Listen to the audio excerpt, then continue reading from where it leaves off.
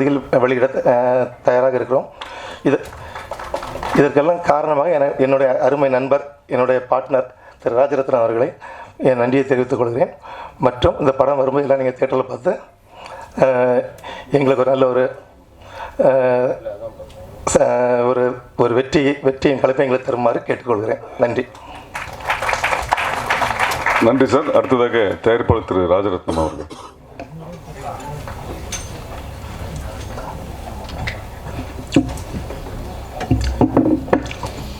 இனிய மாலை வணக்கம். மேடையில் அமர்ந்திருக்கும் அனைவருக்கும் எங்களது Jaipur studios mister zoo keeper திரைப்படத்தின் குழுவினர் சார்பாக நன்றி கலந்த வணக்கத்தை தெரிவித்துக் கொள்கிறோம். முதல்ல எங்களுக்கு ஜோன்ஸ் கதை சொன்னார். எங்கிட்ட வந்து இது மாதிரி ஒரு கதை இருக்குது, ஒரிஜினல் புலி வச்சு படம் எடுக்கிறோம் அப்படின்னு சொன்னார். ரொம்ப சந்தோஷமாக இருந்துச்சு கேட்குறதுக்கு. ஆனால் மனசில் கொஞ்சம் பயமும் இருந்துச்சு. ஒரிஜினல் புலி வச்சு எடுக்கிறோமே எப்படி இருக்கும்னு ஒரு பயம் இருந்துச்சு. ஏன்னா இந்த காலத்தில் ஆர்டிஃபிஷியல் இன்டெலிஜென்ஸ் இருக்கிற தொழில்நுட்ப பரிமாணம் வளர்ச்சி இந்த காலத்தில் ஒரு நம்மளோட வாழ்வியல் முறைப்படி ஒரு ஒரிஜினல் புலி வச்சு எடுக்கும்போது மனசில் ஒரு சந்தோஷம் பயம் கலந்த சந்தோஷம் இருந்துச்சு. பயம்னா என்ன பயம்னா புலி தான் பயம்.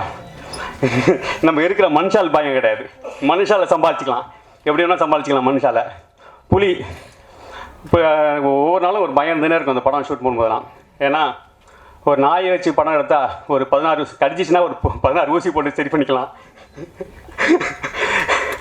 ஒரு புளி வச்சு எடுக்கும்போது பயம் இருக்கும். ஒவ்வொரு நாள் ஷூட் போகும்போதெல்லாம் தூக்கமே இருக்காது நைட்லாம் எங்களுக்கு. முடிச்ச அப்புறம் நைட்டு ரூமுக்கு வந்த அப்புறம் எங்கள் ப்ரொடக்ஷன் எக்ஸிக்யூட்டிவ் வந்து இன்றைக்கி நல்லபடியாக நடந்துச்சுன்னு வர அப்போ தான் நிம்மதியாக போய் படுத்து தூங்குவோம். அப்படி ஒரு சூழ்நிலையில் படம் நல்லபடியாக வந்திருக்கு. நாங்கள் எஸ்டிமேஷன் போட்ட பட்ஜெட்டோட தாண்டி டபுள் மடங்காகவே எங்களுக்கு பட்ஜெட் ஆகிடுச்சு எங்களுக்கு. ஏன்னா பேங்காக்கில் ஷூட் பண்ணோம், ஃபிலிப்பைன்ஸ் பண்ணோம், ஊட்டியில் பண்ணோம். அதனால் எங்களுக்கு ரொம்ப பட்ஜெட் கொஞ்சம் தாண்டி தான் போச்சு எங்களுக்கு. நல்ல பெரிய அளவு வந்து நல்லா வெற்றிகரமாக வந்திருக்கு, படம் நல்லா வந்திருக்கு. அதுக்கு முதல்ல எங்களுக்கு தேங்க்ஸ் எங்கள் டைரக்டர் சுரேஷ் சார் சொல்லணும், எங்கள் ப்ரொடியூசர் ஜோன்ஸுக்கும் சொல்லணும். அவர் தான் முழுக்க இந்த படத்துக்கு முழு முயற்சியாக இருந்து பண்ணார் ஜோன்ஸு. நான் ஒரு சப்போர்ட்டிங்காக இது மாதிரி தான் இருந்தேன் நான். அதப்போ போஸ்ட் ப்ரொடக்ஷனுக்கு அப்புறம் தான் என்னோடய கிட்டேருந்து எல்லா வேலையும் நான் செய்ய வேண்டிய சூழ்நிலை.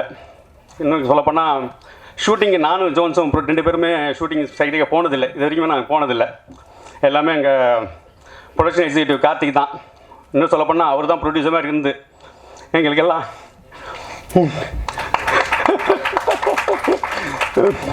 எங்களுக்கு அவர் தான் ப்ரொடியூசர். அவர் இப்போ நம்ம சொல்லப்போனால் எங்களுக்கு எந்த ஒரு இதுவும் வைக்காமல் வேலை வைக்காமல் என்ன ஒன்று நைட்டு வந்தோன்னே எங்களுக்கு கேட்பார், நாளைக்கு ஷூட் இருக்குது இவ்வளோ செலவாகுன்னுவார். அதுக்கு நாங்கள் உட்காந்து நைட்டு ஃபுல்லாக எல்லாருக்கும் போய் தேடி கதை தட்டி எல்லாம் ரெடி பண்ணி காலையில் அனுப்பணும்.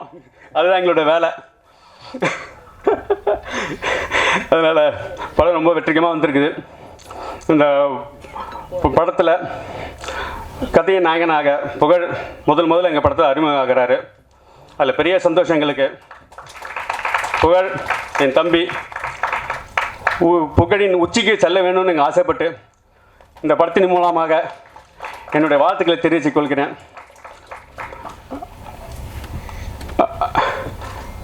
அதே மாதிரி எங்களோட ஹீரோயின் ஷெரின் எங்களுக்காக வந்து எந்த சிரமமும் கொடுக்காம எங்களுக்காக நடித்து கொடுத்தாங்க. ரொம்ப சந்தோஷம் ஷெரின், தேங்க்யூ. அதே மாதிரி மற்ற தொழில்நுட்ப கலைஞர்கள் அனைவருக்கும் என்னோட நன்றி கலந்த வளர்த்துக்க தெரிவிக்கிறேன். குறிப்பாக என்னோட சகோதரர் சூர்யா அவர்கள் இங்கே வந்ததுக்கு ரொம்ப சந்தோஷம். நீங்கள் இருந்து சிறப்பிக்கிறதுக்கு ரொம்ப கடமைப்பட்டிருக்கோம், ரொம்ப சந்தோஷப்பட்டிருக்கோம். தேங்க்ஸ். அதே போல் அனைத்து பத்திரிகையாளர்கள், ஊடகங்கள் நண்பர்கள் அனைவருக்கும், சகோதரர்கள் அனைவருக்கும் மனமார்ந்த நன்றியை தெரிவித்துக்கொண்டு இந்த படம் வெற்றி அடைய நீங்கள் எல்லாம் ஒத்துழைப்பு தரமாறு நன்றி தெரிவித்துக் கொள்கிறேன். நன்றி. நன்றி சார். அடுத்ததாக நடிகர் திரு முத்துக்கலை அவர்கள். மேடையில் அமர்ந்திருக்கும் கலையுலக பிரம்மாக்களுக்கு முதலில் நன்றியை தெரிவித்துக் கொள்கிறேன். இந்த படத்தில் ட்ரெய்லரில் எனக்கு ஒரு ஷாட்டு ப்ளஸ் பாடல்களில் ஒரு ஷாட்டு போட்ட இயக்குனருக்கும் தயாரிப்பாளருக்கும் என்னுடைய மனமார்ந்த நன்றி. இதே மேடையில் நிறையா தடவை நான் இயக்கப்பட்டிருக்கேன். ஆதங்கப்பட்டிருக்கேன், கோவப்பட்டிருக்கேன். நம்ம ஷார்ட் 2 வேணும்னு கொடுத்ததுக்கு நன்றி. ஒரு 2 நிமிஷம் நான் எடுத்துக்கிறேன். முதல்ல இயக்குனரை பற்றி சொல்லணும்னா, தயாரிப்பாளரை பற்றி சொல்லணும். தயாரிப்பாளர் ஏற்கனவே அன்றைக்கி கார்த்திகேயன் சார் அறிமுகப்படுத்தும் போது அன்றைக்கி ஏற்கனவே நம்ம படத்தில் நீங்கள் நடிச்சிருக்கீங்க அப்படின்னு சொல்லி சொன்னார். அதனால் தயாரிப்பாளர்களுடைய நன்றி. இந்த படத்தில் நடிக்கிறதுக்கு முன்னாடி நான் வந்து ஃபைட்டராக சேர்ந்து முதல் படம் காதலுக்கு மரியாதை, 2வது படம் வேலையில் வந்து ஒரு ஃபைட் ஹெல்ப்பராக வேலை செஞ்சேன். நைட் ஷூட்டிங், அந்த ஹீரோ வந்து ரோப்பில் கட்டி மலையில் எடுத்தாங்க. நைட்டில் அங்கே ஒரு ஹெல்ப்பராக, ஃபைட்டில் ஹெல்ப்பராக தான் வேலை செஞ்சேன். பகலில் அடுத்த நாள் காலையில் வந்து பொன்மனம் ஷூட்டிங் ஃபிலிம் ஷீட்டில். அதுக்கு கார்த்திகேயன் சார் தான் மேனேஜர் அங்கே இருந்து ஒர்க் பண்ணார். டேட் கொடுக்க முடியாது அப்படிங்கிற ஒரு சூழ்நிலை இருந்துச்சு. ஏன்னா நமக்கு இந்த படம் அட்டஸ்டேஜ் எடுக்கணும். ஸோ அப்படி இருக்கும்போது சொன்னேன், சார் இது அட்டஸ்டேஜர் தான் சார் நல்லா இருக்கும்னு. ஆமாம் ஓகே தான், பட் எனக்கு சூழ்நிலை, ஏன்னா அவருக்கு நிறைய பெரிய பெரிய படங்களுக்கு 10 நாள் 5 நாள் 3 நாள் பிரித்து கொடுத்துட்டே இருக்கிறாரு. எனக்கு பல்காக கொடுக்க முடியல. திருப்பி என்ன பண்ணலாம் அப்படின்னு யோசிச்சுட்டே இருக்கிறேன், யார் ஹீரோ போடலான்னு. அப்போ நான் அந்த குக் வித் கோமாளி ஷோலாம் பார்த்ததில்லை பெரும்பாலும். அப்போ வீட்டில் ஒரு நாளைக்கு ஒரு ஷோவை போட்டு காட்டுறாங்க. அந்த ஷோவில் வந்து புகழும் ஆர்த்தியும் வந்து ஒரு ஷோ. அந்த ஷோவில் வந்து விவேக் சாருடைய ஆங்கர். அது விவேக் சாரும் மிர்ச்சி சிவான்னு நினைக்கிறேன், இல்லை LOL அது பேர். அந்த ஷோவை நான் பார்க்கும்போது என்னுடைய மனைவி சொல்கிறாங்க, இந்த இவரை பாருங்கள், உங்கள் கதைக்கு எப்படி பாருங்கன்னு சொல்லிட்டு பர்டிகுலராக நிப்பாட்டி என்கிட்ட போட்டு காட்டுறாங்க. நான் புகழும் ஆர்த்தியும் டயலாக் பேசாமையே 2 பேரும் ஒரு சின்ன ஒரு போர்ஷன் நடிச்சிருப்பாங்க. அஸ் எ கிரியேட்டராக நான் வந்து யோசிச்சு பார்க்குறேன், இது பிரமாதமாக இந்த பையன் பண்ணுறானேன்னு சொல்லிட்டு. இப்போ யார் என்னன்னு எங்கள் வீட்டில் தான் சொல்கிறாங்க, இவர் பேர் புகழ், இவர் குக் வித் கோமாளி ஷோவில் நிறைய காமெடிலாம் பண்ணுறாரு, ரொம்ப பேரும் புகழுமாக இருக்கிறாரு அப்படின்ட்டு. அப்போ நண்பர் மூலமாக புகழை வர சொல்லி போரூரில் ஒரு டீ கடையில் உட்காந்து கதையை சொல்கிறேன். நான் கதையை சொல்லிட்டு சொல்கிறேன், 2 விஷயத்தை நான் கன்ஃபார்ம் பண்ணுறேன். ஈவன் இந்த படத்துக்கு வந்து உண்மையான புலியை வச்சு எடுக்கிறேன். அடுத்து யுவன் சங்கர் ராஜா மியூசிக் அப்படின்னு சொன்னது ரொம்ப எக்ஸைட் ஆகிட்டாப்புல. வந்து என்னென்ன உண்மையிலே யுவன் சங்கர் ராஜா மியூசிக்னு அந்த கதை சொல்லி 1 வருஷம் நான் சில ப்ரொடக்ஷனில் பேசுவேன், சொல்லுவாங்க, ஏன்னா நீங்கள் கொஞ்ச நாள் கழித்து படம் பண்ணுறீங்க, இன்னும் ஒரு பெரிய ஹீரோவை பாருங்கள், அவர் நியூ கமரு, எப்படி நீங்கள் ட்ரை பண்ணுவீங்க. இல்லை எனக்கு அவர் கேரக்டர் கரெக்டாக இருப்பார், என் மைண்டில் ஓடிட்டே இருக்குது. அப்போ மிஸ்டர் ஜோன்ஸை ஒரு சந்தர்ப்பத்தில் தயாரிப்பாளர் அவரை மீட் பண்ணுறேன் ஒரு நண்பர் மூலமாக. அப்பா அவர்கிட்ட கதை சொல்கிறேன். கதை சொல்லி யாருங்க ஹீரோ அப்படின்னு கேட்டார். நான் புகழ் ஹீரோ அப்படின்னு. ஓகே சார் ப்ரொசீட் பண்ணலாம் அப்படின்னாரு. அவருக்கு ஸ்பெஷல் தேங்க்ஸ் இந்த நேரத்தில் சொல்ல கடமைப்பட்டிருக்கேன் நான். அதுக்கப்புறம் புகழ் பற்றி பேசணுன்னா, இஸ் வெரி டெடிக்கேட்டட் ஆர்டிஸ்ட். ரொம்ப டெடிக்கேஷன். வந்து அந்த கேரக்டர் வந்து இவர் கொஞ்சம் வந்து விவரம் தெரியாதவராக நடிக்கணும் இந்த படத்தில். அதுக்கு சில ரெஃபரன்ஸ் படங்களெல்லாம் கொடுத்து இந்த படத்தெல்லாம் கொஞ்சம் நீங்கள் ஃபாலோ, ஏன்னா ஃபஸ்ட் படம் பண்ணுறாரு. ஏன்னா ஒரு படத்தை வந்து ஒரு ஹீரோவாக ஒரு படத்தை வந்து 2 மணி நேரம் தூக்கி எடுத்து கொண்டு போகுதுங்கிறது சாதாரண விஷயமே கிடையாது.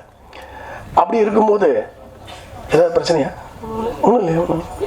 அப்புறம் வந்து புகழ்லாம் வந்து ரொம்ப டெடிக்கேட்டடாக அந்த புலி கூட வந்து 2 நாளில் பழகிட்டாங்க, ஸ்மூத்தாகி பழகிட்டாங்க. அதுக்கப்புறம் கார்த்தி வந்து சில இடங்களில் போய் நான் வந்து வீடியோ எடுத்து பார்ப்பேன். அப்போ வந்து கார்த்தி வந்து புலி கூட்டுக்குள்ளே அனுப்புவேன். நான் ஆக்சுவலாக அவருக்கு கொஞ்சம் கால் முடியாது அவருக்கு. நான் கூட அதை சில சமயங்கள் இருந்து நினச்சி பார்ப்பேன், நம்ம இதை செய்கிறோமே அப்படின்னு. அந்த மாதிரி ஒரு கூண்டுக்குள்ளே தனியாக புலி கூட ஒரு ஹீரோ நடக்கிற விஷயத்த கார்த்தி நடக்க சொல்லி நான் வீடியோ எடுத்து பார்ப்பேன், கரெக்டாக வருதா அப்படின்ட்டு. பாவமாக இருக்கும் எனக்கும். சம்டைம்ஸ் வேறு ஆள் இல்லை, நானும் ஒரு தான் இருக்கிறோம். ஸோ ரொம்ப அரும்பாடுபட்டு இந்த படத்தை வந்து உண்மையிலே அந்த புலி கூட எடுக்குதுங்கிறது கொஞ்சம் ஒரு டாஸ்கான வேலை தான், அது கஷ்டமான வேலை தான். பட் எந்த விதமான அசம்பாவிதமும் நடக்காமல் இறைவனர்களால் நல்லபடியாக அது முடிஞ்சிச்சு. அதில் எங்களுக்கு ரொம்ப சந்தோஷம். அடுத்தது படத்துடைய ஹீரோயின் ஷெரினுக்கு நான் வந்து டெலிஃபோனில் கதை சொன்னேன். கதை சொல்லி இதம்மா கேரக்டர் அப்படின்னு சொன்னேன். அந்த கேரக்டர் அந்த பொண்ணுக்கு ரொம்ப பிடிச்சிருந்துச்சு. யார் ஹீரோ அப்படின்னு கேட்டாங்க. புகழ்னு சொன்னேன். ஹூ இஸ் புகழ் அப்படின்னு கேட்டாங்க. இந்த மாதிரி குக் வித் கோமாளி ஷோலாம் பாருமா அப்படின்னு சொன்னேன். அவங்க பார்த்தாங்க. முதல்ல புகழுக்காக ஹீரோயின் தேடும்போது நிறைய ஹீரோயின் வந்து அவர் வந்து இப்போ தானே வந்துட்டு இருக்கிறாரு. இப்போ எல்லாம் இயல்பாக நடக்கிறது தானே சினிமாவில். அப்போ யாரும் பெருசாக கமிட் ஆக விரும்பலை. ஆனால் புகழ் வந்து கேரக்டர் கேட்டுட்டு அதுக்கு பிறகு முன்னால் சந்தானம் சார் கூட நடிச்சிருக்காங்க, வேறு படங்கள்லாம் நடித்து அவங்க ஆல்ரெடி எஸ்டாப்ளிஷ்டு. அப்படி இருக்கும்போது கூட அவங்க வந்து உடனே புகழ் கூட நடிக்கிறேன், ஓகே கண்டென்ட் நல்லா இருக்குது, ஸ்கிரிப்ட் நல்லா இருக்குது, எனக்கு போர்ஷன் நல்லா இருக்குன்னு சொல்லிட்டு நடிக்கிறதுக்கு வந்தாங்க. அதனால் அதுக்கப்புறம் அவங்களுக்கு லக்கிலி அடுத்தது பார்த்தீங்கன்னா அமீர் சார் படம் இப்போ நல்ல நல்ல ப்ராஜெக்ட்ஸாக இப்போ சைன் பண்ணியிருக்காங்க. அமீர் சார் படத்தை நான் தான் சொல்லிவிட்டேன், வீடியோ காமிச்சேன் ஒரு நாளைக்கு யுவன் சங்கர் ராஜா ஸ்டுடியோவில். அமீர் பார்த்தா அமீர்கிட்ட பேசிகிட்டு இருக்கும்போது என்ன பண்ணிட்டு இருக்கீங்க கேட்டார். இந்த மாதிரி படம் யார் ஹீரோயின் கேட்டார்னு, பாருங்கன்னு சாங் காமிச்சேன். சாங் பார்த்ததுமே நம்பர் இருக்கான்னு கேட்டார். இப்போ ராதிகா நம்பர் கொடுத்து பேச சொல்லி அவங்க கமிட் ஆகி இப்போ அமீர் படத்தில் பண்ணிகிட்டு இருக்காங்க. அடுத்தது கேமராமேன் தன்வீர். அவர் மிஷ்கின் படம் பண்ணார். மிஸ்கின் படம் வந்து சைக்கோ படம் பண்ணி முடிச்சிருந்தாரு. அப்புறம் ஷமிதா படம் இவர் நம்ம Dhanush sir and Amitabh Bachchan sir படத்தில் அவர் தான் வந்து ஆப்ரேட்டிவ் கேமராமேன் ஒர்க் பண்ணியிருந்தார். கிட்டத்தட்ட அவர் கேமராமேன் மாதிரி பண்ணியிருந்தார். அவருடைய ஒர்க் எனக்கு பிடிச்சிருந்துச்சு. ஸோ தன்வீர் வந்து ஆக்சுவலாக அவர் இவர் காஷ்மீரி அவர். ஸோ காஷ்மீர்லேருந்து வருவார் படப்பிடிப்புக்கு வந்து இங்கே வந்து எங்கள் கூட ஊட்டியிலேருந்து வந்து நல்லா கோஆப்ரேட் பண்ணி படத்தை எடுத்து கொடுத்தாரு. அதுக்கு அவருக்கு என்னுடைய தேங்க்ஸ் சொல்லிக்கிறேன். எடிட்டர் அசீப் என்னுடைய நீண்ட காலமாக என் கூட ட்ராவல் பண்ணுறாரு, அவருக்கும் நான் வந்து ரொம்ப தேங்க்ஸ் சொல்லிக்கிறேன். அடுத்தது முத்துக்காலை சார். முத்துக்காலை என்னுடைய வேலை படத்தை பற்றி சொன்னார். வேலை படத்தில் வந்து ஸ்டண்ட் சிவா வந்து மாஸ்டரு, ஸ்டண்ட் சிவாக்கு அசிஸ்டண்ட்டாக வந்து முத்துக்காலை வந்து ரோப்பெல்லாம் கட்டிகிட்டு இருப்பார். அப்போருந்து முத்துக்காலை எனக்கு தெரியும். அப்போ முத்துக்காலை என்கிட்ட அவர் தான் சொன்னார், உங்கள் படத்தில் நான் வந்து ரோப்பெல்லாம் கட்டினேன் அப்படின்னாரு. ரொம்ப சந்தோஷம். நான் ஆக்சுவலாக கதை எழுதும் போதே இந்த கதாபாத்திரத்துக்கு இவங்க வேணும்னு எழுதுறது என்னுடைய பழக்கம். ஷெரின் வந்து உண்மையிலே தமிழ் கிடையாது, அதனால அவங்க தமிழ் டைலாக்லாம் அழகாக தங்கிலீஷில் எழுதி வச்சுக்கிட்டு, ஏன்னா எனக்கு டைலாக்கை மாற்றினா பிடிக்காது. ஏன்னா நான் வந்து எதுக்கு எழுதுகிறோம், அதுக்கு தான் நம்ம எழுதுகிறோம். அதனால் அதை பெர்ஃபெக்டாக பேசணும்னு நினைப்பேன். அவங்க அதை பெர்ஃபெக்டாக எடுத்துகிட்டு வந்துட்டு அந்த ரியாக்ஷனோடு அவங்க நடித்து கொடுத்தாங்க. விஜய் சியோன் அவர் வந்து எனக்கு வந்து ஒரு வில்லன் வேணும். அந்த வில்லன் வந்து எனக்கு வந்து படம் ஒரு பெரிய இந்த மாதிரியான படம் இல்லை, ஆக்ஷன் பேக்கடு படம் கிடையாதுல்ல, ஆனால் பயம் வரணும் அப்படின்னு ஒரு கேரக்டர் அது.